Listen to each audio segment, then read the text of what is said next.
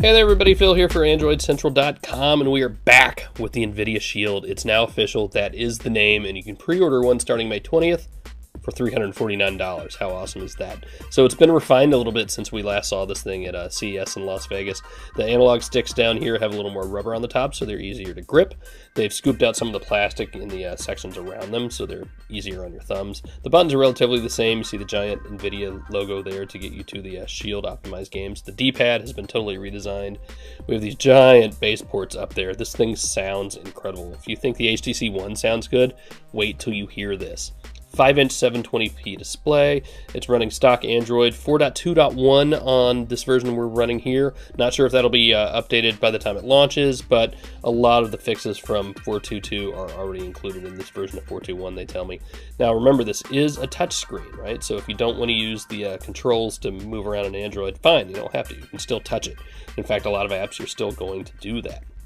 Really love this feature. So this thing's running Tegra 4 and it's got an air intake. How awesome is that? So they're circulating air through this thing and spitting it out the back.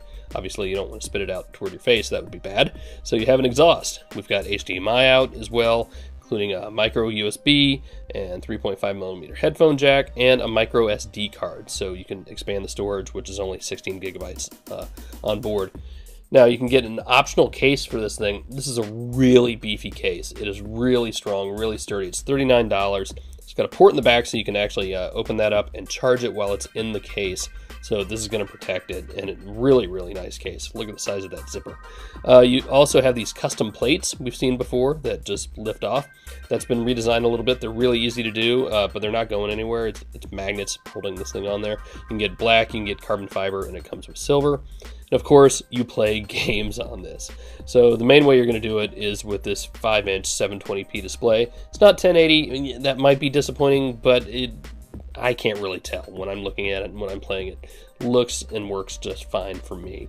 Of course, you can also use the HDMI out if you prefer, if you want to get it onto your TV. It will do Miracast, but not really so well for gaming. Here's Star Wars Pinball, by the way, which is pretty awesome. Now, for you hardcore gamers who have the proper NVIDIA graphics card in your PC, you can run Steam, so your computer will actually run the games for you, and then you control it with NVIDIA Shield, and you can do it with a few other games as well. Really, really neat. That'll be in beta when it launches. And by the way, Sonic 4 on here, incredible. 60 frames per second, which is actually faster than the console version of Sonic 4. So there you go, a quick look, kind of a redux of the NVIDIA Shield, now official, coming up for pre-order shortly for only $349. See ya. Hey everybody, it's Phil from Android Central, and if you want to help out the site and look good, go get the best damn Android t-shirt anywhere from shopandroid.com.